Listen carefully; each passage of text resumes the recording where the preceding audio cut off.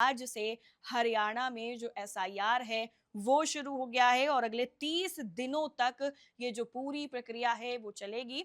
तो ऐसे में एसआईआर के लिहाज से अगर देखें तो हरियाणा जो है वो इस वक्त बिल्कुल हॉट बना हुआ है और यहाँ पर 30 दिनों तक 20,629 बूथ लेवल अधिकारी यानी बीएलओ घर घर जाकर के 2,06,55,929 मतदाताओं का सत्यापन करेंगे। हालांकि देखिए, इस बड़े अभियान के साथ ही निर्वाचन आयोग को 5 प्रमुख चुनौतियों का सामना भी करना पड़ेगा।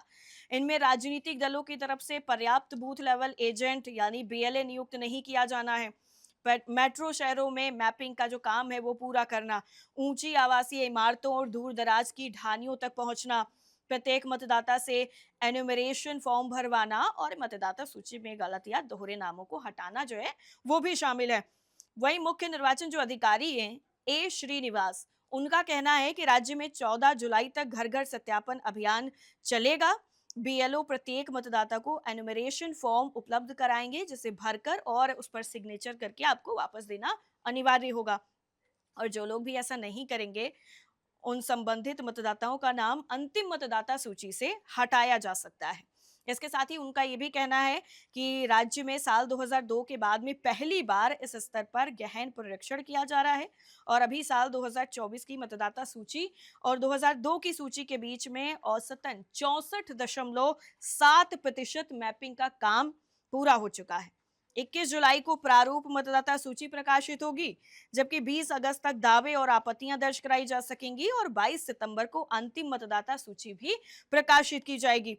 इसके साथ ही देखिए, बड़े स्तर पर जो सरकारी अमला है वो भी तैनात किया जा रहा है, क्योंकि अभियान की निगरानी के लिए 2,245 सुपरवाइजर, 162 अतिरिक्त निर्वाचन पंजीकरण अधिकारी, 489 सहायक निर्वाचन पंजीकरण अधिकारी और 79 निर्वाचन पंजीकरण अधिकारी तैनात किए गए हैं। शिकायत या जानकारी के लिए हेल्पलाइन नंबर है वो भी जारी किया गया है 1950। इस पर आप अगर हरियाणा से हैं, जुड़े हुए हैं, तो आप इस पर अपनी जो शिकायत है वो भी कर सकते हैं इस हेल्पलाइन नंबर पर 1950 पर। और शिकायतों का समाधान 24 से 48 घंटे के भीतर किया जाएगा। देखिए, यहाँ पर जो अलग-अलग पार्टियों की तरफ से जो बीएलए हैं, जो नियुक्त किए गए हैं, उनकी जो संख्या है वो भी बेहद ही अहम है, वो भी आप समझ लीजिए। भाजपा ने सबसे ज्यादा बीएलए नियुक्त किए हैं हरियाणा में, 17,125। कांग्रेस की बात करें तो 13,736। आम आदमी पार्टी ने 6, मार्क्सवादी कम्युनिस्ट पार्टी यानी सीपीआईएम ने 307 और इंडियन नेशनल लोक दल ने 279 बीएलए नियुक्त किए हैं। इसके साथ ही अगर हम बात करें जननायक जनता पार्टी की तो उसने 86 और बाकी दलों ने केवल 215 बीएलए ही नियुक्त किए हैं। ऐसे में जो चुनौतियां हैं चुनाव आयोग के सामने वो भी बड़ी ही अहम है, उन पर भी एक नजर डालना जरूरी हो जाता है। सबसे बड़ी चुनौती है ऊंची आवासीय इमारतें और दूर दूर जो क्षेत्र हैं उन तक पहुंच बनाना। आयोग के मुताबिक इसके लिए डीसी रेजिडेंट वेलफेयर एसोसिएशनों यानी आरडब्ल्यूए और ग्रामीण क्षेत्रों में सरपंचों का सहयोग लिया जाएगा। साथ ही साथ बीएलओ को परेशानी ना हो इसके लिए भी जो चीजें हैं वो सीधे तौर पर यहाँ पर नजर आएंगी। दूसरी जो चुनौती है सबसे बड़ी वो ये है कि प्रत्येक परिवार तक पहुंच पहुंच करके जो फॉर्म है वो भरवाने की है, क्योंकि आयोग के मुताबिक बीएलओ प्रत्येक घर पर कम से कम 3 बार जो संपर्क है वो करेंगे, उसके बाद ही वो अपनी जो रिपोर्ट है वो वहां पर मेंशन करेंगे। और अगर परिवार के जो सदस्य हैं वो घर पर नहीं मिलते हैं तो बीएलओ फॉर्म अपना जो संपर्क है यानी कांटेक्ट नंबर है, जो भी उनका विवरण है वो छोड़ देंगे ताकि बाद में मतदाता उनसे खुद संपर्क कर सके। तीसरी जो चुनौती है वो मेट्रो शहरों में मतदाताओं की मैपिंग का काम पूरा करना है, क्योंकि फरीदाबाद, गुड़गांव और पंचकुला में ये काम जो है वो धीमा रहा है। आयोग ने इन क्षेत्रों में अतिरिक्त टीमें तैनात की हैं। चौथी चुनौती राजनीतिक दलों की सक्रिय भागीदारी सुनिश्चित करना है। आयोग ने सभी मान्यता प्राप्त दलों से, आपको बता दें, कि बूथ लेवल एजेंट नियुक्त करने की अपील भी की है। कुछ दलों ने पर्याप्त संख्या में बीएलए तैनात नहीं किए हैं।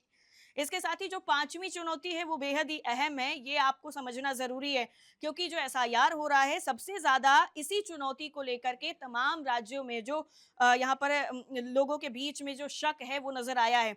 पांचवी चुनौती है मतदाता सूची में दोहरे, मृत या फिर स्थानांतरित यानी एक जगह से दूसरे जगह पर गए मतदाताओं के नामों की पहचान करके उन्हें हटाना है।